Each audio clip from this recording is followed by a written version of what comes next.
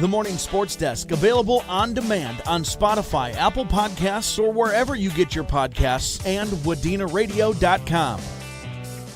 It is the Morning Sports Desk on a Tuesday, the 24th of September. I'm CJ Baumgartner. There is Corey Tackman. And Corey, we got a lot of stuff going on today. It's especially in not just our broadcast schedule coverage, but also in just a special event that we're doing at the Wadena Deer Creek volleyball game tonight. And we have a special promotion. And why don't you just show the people what they could get if they go to tonight's game? Yeah, actually, it coincides with what's going to be a really important volleyball matchup during Wadena Deer Creek's homecoming week, right? And I'll let you cover that a little bit more since you'll be at that game. But it coincides with Wolverines' homecoming week, and we have, because of our partnership with Wadena Deer Creek, we broadcast 2 Wolverines games a week during their high school athletics season. So we have a KWAD Home of the Wolverines t-shirt that we are going to be giving out during our during homecoming week. And I'm going to be there tonight, set up just before 6:00 for the JV match. And we're going to hang out until just after the start and first serve of the varsity match tonight. And you know, I don't know the total number of t-shirts. It's while supplies last, basically. But show up during homecoming week. We're just always just so thrilled to be working with Wadena Deer Creek and for them allowing us, to be in the same community as them and them wanting us to be there and allowing us to be there. It only made sense that we had this sort of opportunity to give these t-shirts away. So you can see KWAD Home of the Wolverines, these blue and gold t-shirts that we'll be giving away at the volleyball match this evening, the 24th of September. And really it's about it. Now, obviously, football and volleyball kind of depends on what the Twins are doing, and we'll broadcast Wadena Deer Creek on all 3 of our radio stations. But KWAD really is the home of the Wolverines and where they're meant to be. So it's going to be fun to have that. You'll just find me by basically by the front door of the gym, and I'll if you want it, community members come get it. It is homecoming week, CJ, and oftentimes the area businesses will get together and put some t-shirts together for homecoming week for like the elementary kids, especially. Mm-hmm. It's nice because not everybody's able to get gear representing to represent their school, and which is awesome for them and a super cool thing for those businesses to be to do on their behalf. And we thought, you know what? It would make sense that not everybody in the community is able to do the same thing. So why not offer these up to community members who show up to that volleyball game tonight?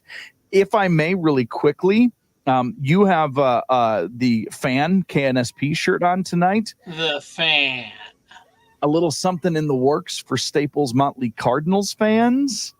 And that's just a little tease for the end of the week. That's what we in the radio business call a tease. We're professionals. Yay! So this is all a part of homecoming week at Wadena Deer Creek and a monster volleyball matchup tonight. CJ, I had volleyball players and student council co-presidents in at the radio station this morning, Addie Carr and Jenna Dykoff. Mm-hmm. They talked about their homecoming festivities and the important game, and I talked to them a little bit off the air about this matchup tonight. And Jenna, if you know Jenna at all, she goes, "Oh, this one's been circled for a while." I could see that. And look, this is one worth circling. Let's be honest. Hawley is 13-5 on the season. They are 6-1 in Section 8AA, 3-2 in the Heart of Lakes Conference, 4-1 on the road, 3-2 in neutral site games, 6-2 on their home floor. Their QRF is 82.9. They rank 13th in Class 2A. For Wadena Deer Creek, they're 10-6 overall. They're 5-0 in Section 6AA, 3-0 in the Park Region Conference, 2-1 on the road, 4-4 in neutral site games, and 4-1 on their home floor. The QRF for Wadena Deer Creek is 87.4. They rank 7th in the QRF in Class 2A. And if you want to look at the Section 8AA standings, well, that's when things get just a little bit more interesting, because Wadena Deer Creek early, I'd say about a week ago, maybe a week and a half ago, had a very clear lead halfway through the season in the QRF.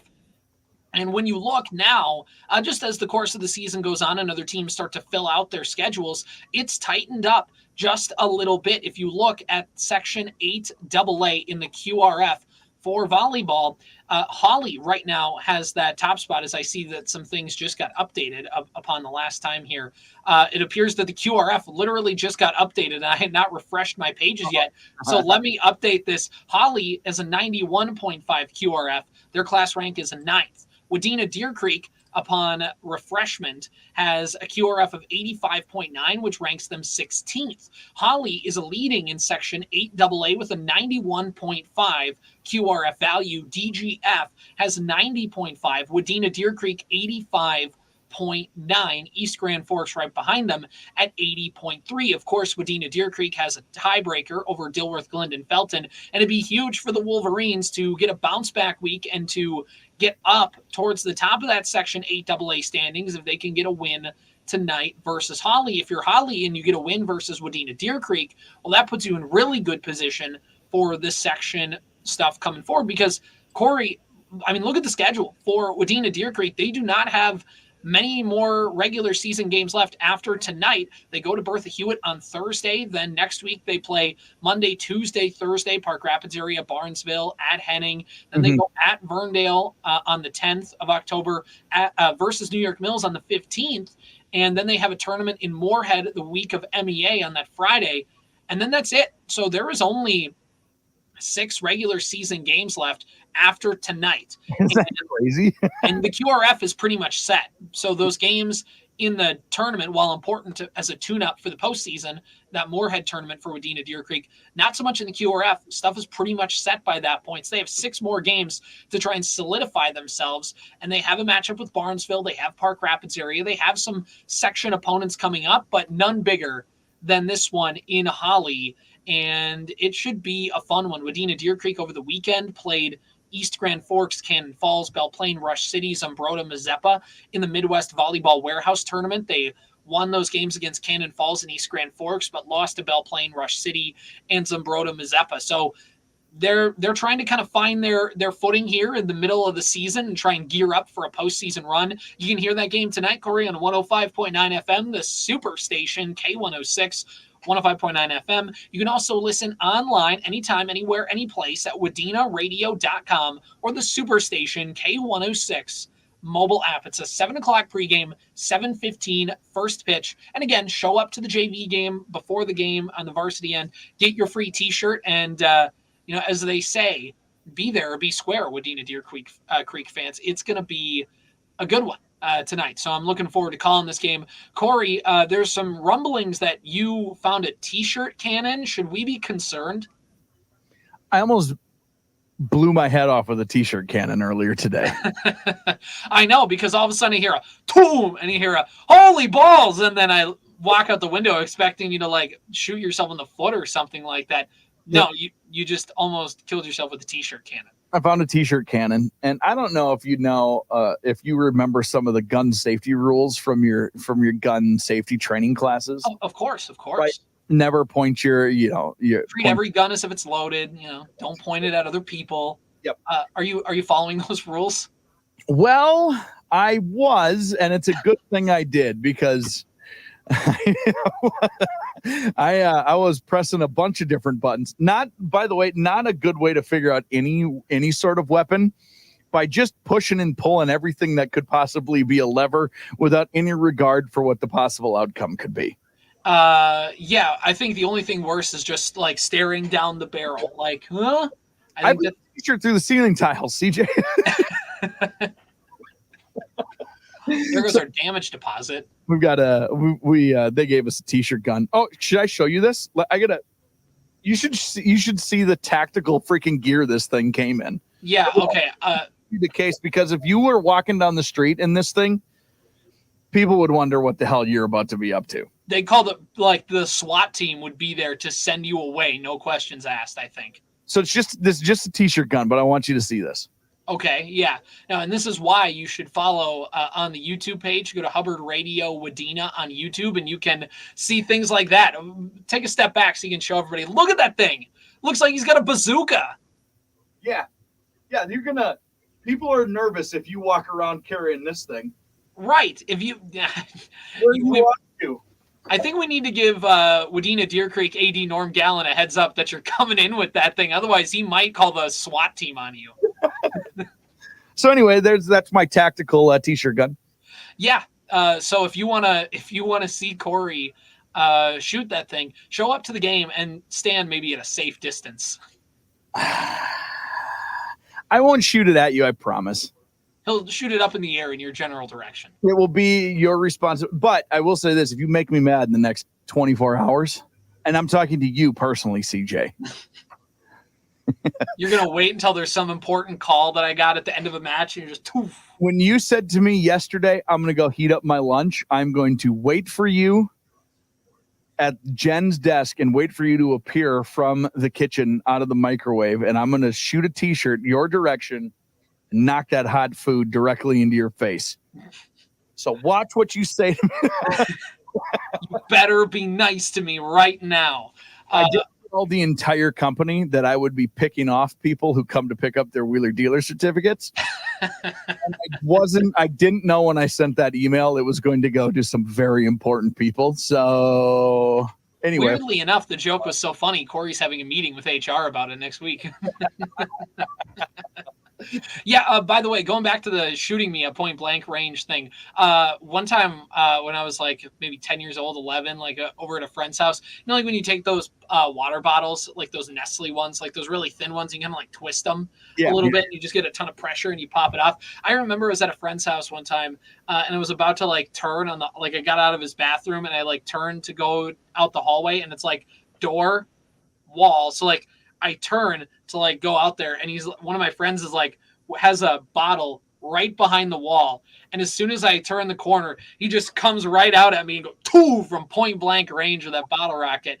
And I was just more surprised than anything. So I like drop him like, what the heck was that? But yeah, so wouldn't be the first time. It also wouldn't be the first time just gotten hit with things. This is a story, and then we'll move on to some other stuff here in the Pro Football Challenge. But speaking of football, 7th grade, junior high football practice, we're all stretching, you know, You're just laying on the grass. You're doing your stretches. Our 2 junior high coaches are just tossing a football back and forth. And one of my junior high coaches, when he was in high school, was a quarterback for Becker. So he's a guy who can sling it a little bit. And all of a sudden I'm just stretching and just out of the, like, you can just faintly hear, look out, CJ! And then all of a sudden out of the corner of my eye, there's a football that just drills me right in the temple with no helmet on, mind you.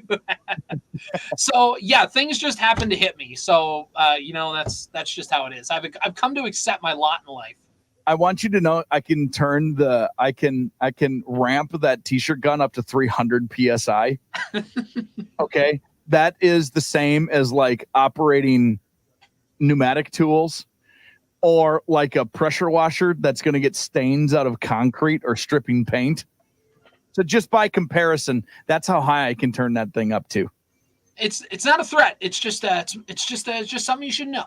And hypothetically speaking, it is important to know that 2 or 3 people, if given the opportunity with a t-shirt gun, again, this is just a hypothetical, would in fact try to see if any of the like stress balls or mini basketballs or anything like that happen to be lying around their place of work would fit in the canister. Hypothetically speaking, those people would have tried. Let's just say, hypothetically, my friend, yeah. Hypothetically speaking, those people would have also been very disappointed because it didn't work. Some of those people hypothetically are very excited that they didn't work, so that's good. some of those people are hypothetically not done trying different things. And meanwhile, there's Jen in our office doing actual work. That's just like, I'm going to die today. I'm going to get hit. Content. We can't help it. Yeah, Corey already performing war crimes on the George Strait cardboard cutout in our office. I was thinking about the different thing. I should put a roll of toilet paper in there. I bet that would shoot. Yeah, I'd say so. You can give it out to the game too. Give a roll of toilet paper with the T-shirt. What is that? Yeah, I'm gonna break something. Yeah, there's no way we're getting that T-shirt gun back, I suppose.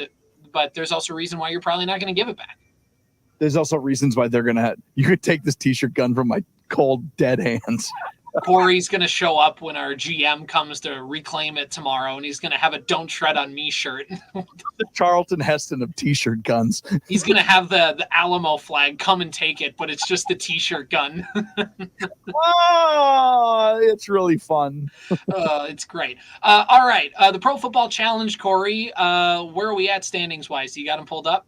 Oh, yeah, I'll grab them here. It's another week 3 officially in the book. Why were there 2 Monday night games? That was kind of silly, wasn't it? They usually do the 2 Monday night games. I thought as like hey, it's the kickoff to the NFL season. We got a doubleheader as like a wow. And they're like, I don't know, man, let's throw them a week 3. And there's apparently 2 Monday night football games next week for some reason. Okay. And look, I'm glad they had 2 games because that Jaguars one was a dud. Moly. That whole staff is getting cleaned out this year. Do you remember at the beginning of the year I said, this is my last year for Trevor Lawrence? Is the year already done? I'm not giving him the year. I'm done.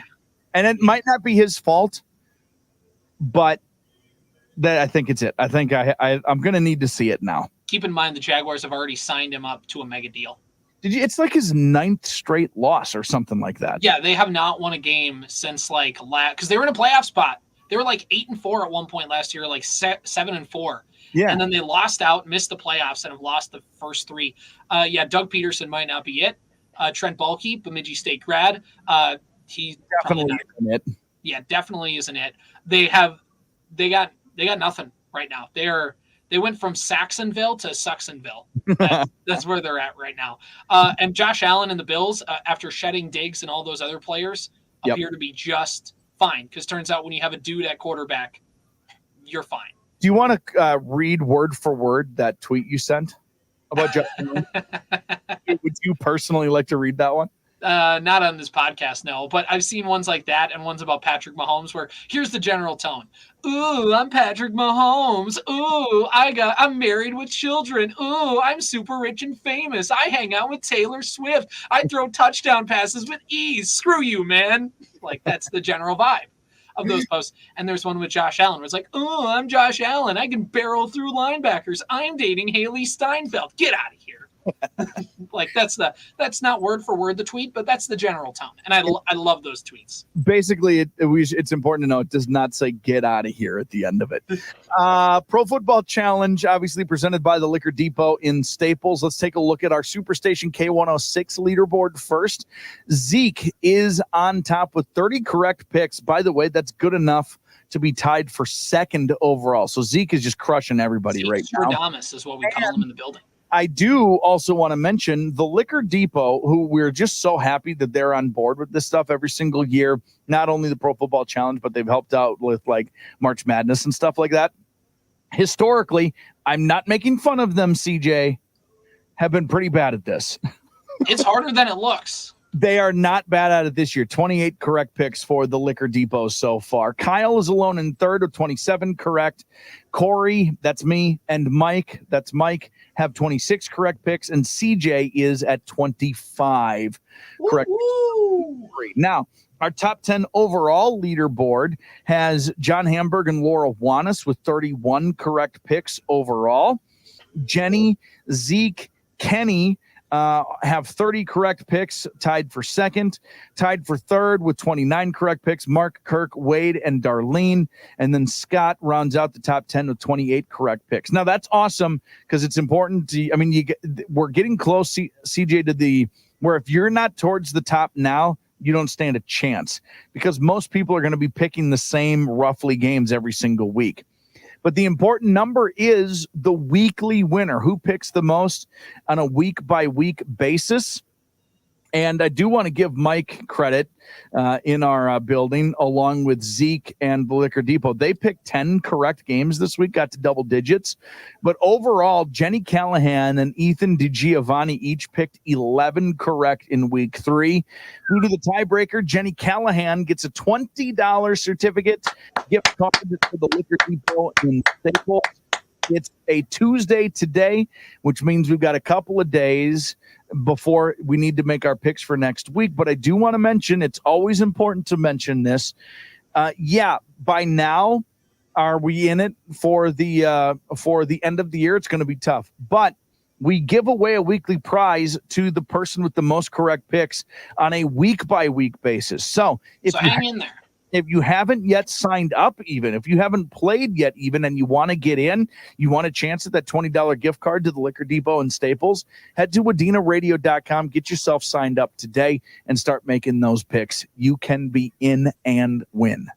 Yeah, it's great. Once again, thanks to the Liquor Depot. You can find all the information online at WDCradio.com or the Superstation K106 mobile app. Twins baseball, Corey, they have 6 games to go, and I don't know if that's like an urgency or if that's like a blessing that there's only 6 more of these things left in the calendar year. They play the worst team in the National League. The Marlins have 99 losses, I think, coming into this game.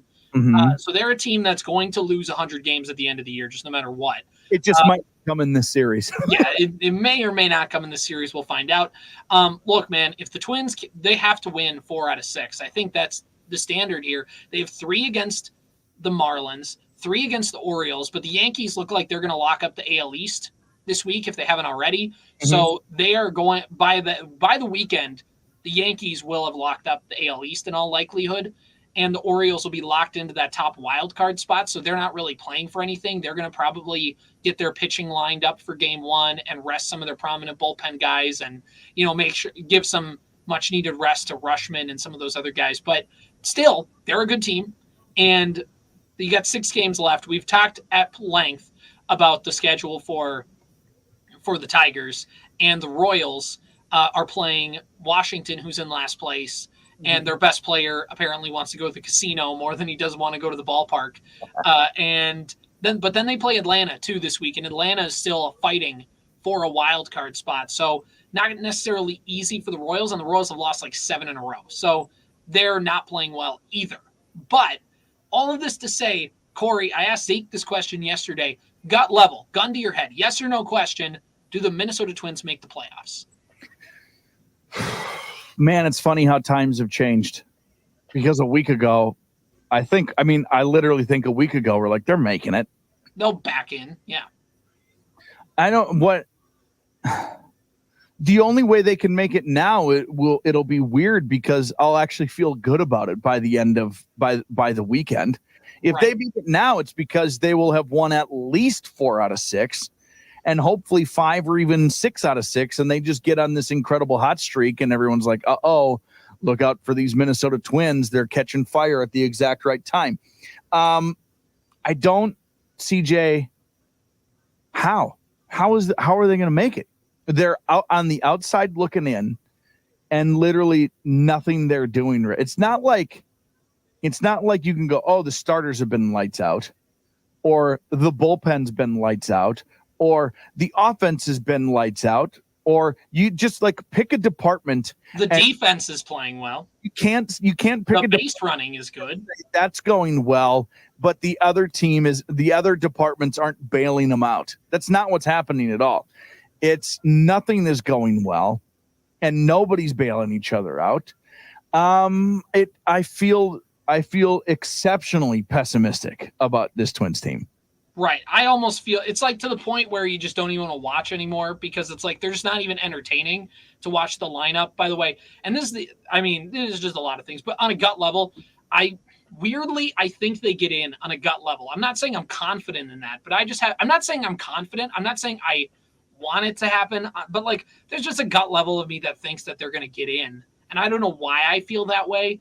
it's mainly just because Kansas City's also folding down the stretch and the Twins have the tiebreaker over both teams. So they just have to finish with the same record as either one of them at the end of the season. But yeah, I mean, it's not like I'm not like saying I'm not hopeful when I say that. Like I just have this weird gut feeling that they will make it in just because they're playing Miami and that'll give them enough wins and Baltimore is going to try and get ready for the postseason. But I mean, if they don't make it, I'm also not going to be shocked either with the way that they've been playing. Because here's the thing. Oh, well, you're playing Miami. They're the worst team in the National League. You should beat them. But no team has played worse over the last 5 weeks than the Twins, other than the worst team in baseball history, the Chicago White Sox, and the Los Angeles Angels of Anaheim, who have gotten bailed out of their incompetence this year for how incompetent the White Sox have been. Correct. It comes a year after they didn't do anything to make sure they got Ohtani back, by the way. Right. Or so that got him or got any kind of value because you knew he was leaving. Instead, he's going to like set a 60-60 club or something like that. The week that Shohei Ohtani had with hits, RBIs, home runs, and something else, maybe like total bases. Okay. I saw this on, I think it was like Lebitardi does a stat of the day. Sure. If you take all of the players going back to whatever year it was they started tabulating RBI when that stat was invented. Sure. Whatever year that was. Could have been 1890, it could have been 19. Probably gonna be like the 40s or 30s or something. Whatever year that was. Almost 100 years. You take every Major League Baseball player and you find the best version of all of those stats combined. It's not as good as what Ohtani did in the last week. He's the greatest player ever, and you get to see it in real time. And by the way, he may pitch in the playoffs, like as a reliever, which would be awesome. So to bring this back around to the Twins, though, very quickly, I just don't. The Marlins are bad, but they get to play a bad Twins team, and I just don't feel. I don't know, man. It feels like you're looking at your favorite horse out in the pasture right now, and you're just like, I know what I have to do. I just don't want to do it. Right. You're hoping. You're like, I know what's good. It's like I know it's like when you have that family dog, and you're too like you just can't bring it to yourself to take it to the vet to put him down. So you just watch him limp out there, and you just are wondering, and you're hoping, well, maybe they'll live through another winter. But also, you know very well you could wake up the next morning and they're lying just rigor mortis in your garage. Yeah. Like, they finally passed. It might be better that it just dies. Right. Because I mean, because here's what's in play, right? Like they could get hot. Right? Let's say they win 5 of 6. Right? They lose tonight, and then they win 5 in a row to end the season. Will you and I feel much differently about this team come playoff time? Absolutely. I think that would be a very useful stretch run. Right. Here's what else could happen. They could go 1 of 6 and still make the playoffs. And are you going to feel good about that? No. That's it. All that has to happen is the Twins just need to win 1 game, and everyone else loses. And the Twins are going to make the playoffs. Not even everyone else. It just has to be the Tigers or Royals. Like, you just need one of them to collapse. Correct. That's it. That's all that needs to happen is technically to make the playoffs, the Twins just need to win 1 game. And if that's how it happens, I won't even watch that playoff game. It's funny because the Twins right now have 81 wins. And let's say they do go 4-2 in their last 6. They'll be at 85 wins, which was the projection that they were given at the beginning of the season. But it's funny how they hit the projection, but it just feels so underwhelming. They were still projected to be like a 95 win team 4 weeks ago. Uh-huh. They've been 11-22 in their last 33. It's pretty gross. They have not won.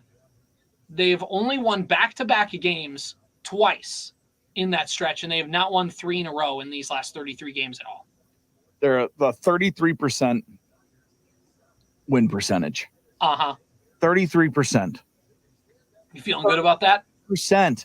Well, keep in mind, and this is the thing everybody clings to, is the Texas Rangers a year ago finished like winning 5 out of their last 20 or something. Like they had just a horrendous, because the Twins played them a couple times in that stretch. From like around that same time, late August throughout almost all of September, the Rangers had a big playoff lead, collapsed, and had to sneak into the playoffs as the final wild card team on the last day of the season, having to beat out two other teams in the Mariners and the Astros and juggle for playoff positioning and whatever. Astros won the division, Rangers snuck in as the final wild card, and they got hot and won the World Series. So sharing a chance is still a thing, but I mean, and the Rangers played about as bad as any team going down the stretch. Right. And they were able to turn around. So it's, I mean, that's the optimistic, that's the glass half full perspective.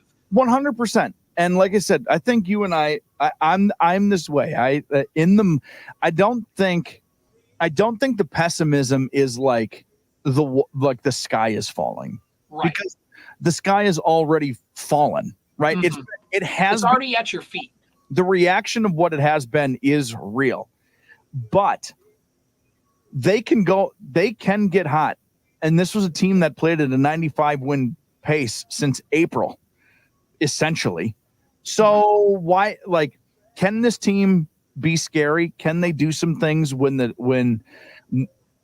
down the stretch here? Yeah, but it needs to start today. Right. There's no more. There's time. There's time for them to figure it out. They've run out of time. It has to happen today. One more thing, and I'll end on this. The Twins are a team without an identity, right? Like, they're a team that their pitching was their identity a year ago. They don't really have that identity this year. Pablo Lopez, while good over the last month, outside of that bad start he had on Sunday, like, has came into form, and Ober's taken a nice step. But outside of that, Simeon Woods-Richardson is a nice surprise, but he wasn't dominant. And then you've had a couple rookie pitchers behind him after Joe Ryan got hurt. So pitching hasn't really been in it. The bullpen outside of your top two guys have been a mess, and even those guys have been overworked now in the last stretch here, or been relied on just a little bit too much. So you don't have that. And last year's identity, what was it? They hit a lot of home runs. They were a powerful team despite strikeouts. The Twins broke the strikeout record a year ago. This year, they put the ball in play much more than they did a year ago. They have, and even at earlier in June, remember, they had a record for like 15 straight games where they hit at least one home run. This year, they have not hit a home run in like 2 weeks. Mm-hmm. Their power is just gone. Like, nobody can drive the ball. And that's the thing. They have no identity on offense. They're not, they put the ball in play, but like, watch Jose Miranda. It's so much weak contact. That's not to say strikeouts are good, but it's to say that, like, sometimes, like, guys like Royce Lewis is putting the ball in play, but it's a lot of soft contact because he doesn't know what he's swinging at up there. And it's a lot of stuff like that where it feels like this team just does not have an identity to, like, when things go bad, what can we lean on? And they don't really have any of that right now. Yeah, and you can take that conversation into a million different facets, right? Like, why is it? That the question is, well, why is it? And that the answer to that question is, who knows? It could range from they just suck at baseball and we're figuring that out now, which I don't believe, but it could be one of the answers. It could be that if you want to just blame the players, to blaming the administration as a whole and the organization as a whole and kind of everything in between there. Probably my guess is we're just talking about like a level of mental fatigue that gets exacerbated by sucking. You know what I mean? Like, you're asking a lot of guys to do a lot of things and a little extra than they're asked to because other guys have been injured. And I'm not blaming them for being injured. That I understand that it happens, and injuries are mostly unlucky. It's mostly an unlucky thing, right? It's not usually like a lack of preparation, or unless it's U.S. Bank and it's a turf situation. Injuries are mostly unlucky, but in the realm of injuries, when you combine being asked to do a little more and then your organization not bringing in people to help you and supplement what you're trying to do, and then things start to turn sideways, that mental fatigue just gets turned up to 11 of like, I could just use the third game of a series off into an off day so I can come back in on a Friday and feel like I'm refreshed. That's all I need. I could, you know what I mean? It's just like, and instead it's just like day after day after day, you have to go in there and you just know that you're going to go 1 for 5 with a flare to right center. And that sucks. It's a terrible feeling. And sometimes the only way you can get out of that, CJ, is to have an off season. Right. You need to just end it. And we'll see. We'll see what happens. One quick Vikings note, and we'll call it a day, Corey. Of course, it is Green Bay Packer week. Yeah. Update on the quarterbacks for both teams. Jordan Love did not play on Sunday against the Titans, but appears to be on track to play against the Vikings. Sam Darnold, who had a little bit of a knee issue in the middle of the Texans game, appeared all right, said he was all right after the game on Sunday. He did have an MRI, and it shows just a contusion. He's just got a little bruise, bruise on that knee. So It appears that he'll be all right. So here we go. Green Bay Packer week, Lambeau Field. It's all on the line. Weird things happen at Lambeau for the Vikings. We'll see what happens. I'm interested on Love practicing this week because Green Bay has done a really good job of playing the game in the last 2 weeks of saying publicly, yeah, we think he could probably be back this week. A lot of gamesmanship. A lot of gamesmanship and respect it. I respect it. I have no issue with that. But he also wasn't practicing. So if he's not practicing, he's not playing. He hasn't played. Like that's not that if he hasn't practiced, he's not going to play. So if all of a sudden it's like, hey, Jordan Love, if he shows up, if he's like at a walkthrough or whatever, even he's probably going to play.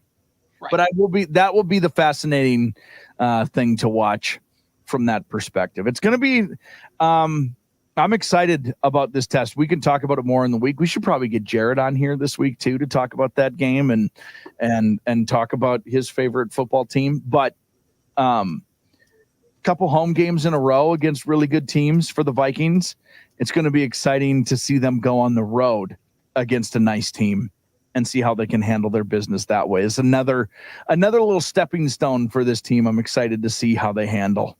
Right. And Brian Flores defense on the road and against, they played some good quarterbacks, but Stroud and Purdy are more pocket passers. Love likes to get out of the pocket, likes to move around a little bit. How will Flores match that? And by the way, these are just two well-coached teams. Matt LaFleur showed how good of a coach he was by winning 2 games with Malik Willis and just running down the throat of the Colts and the Titans. So I've enjoyed the discourse this week of how good the coaching in the NFC North is, except for Eberflus, and how bad it looks when the other 3 are performing at the level that they're performing at.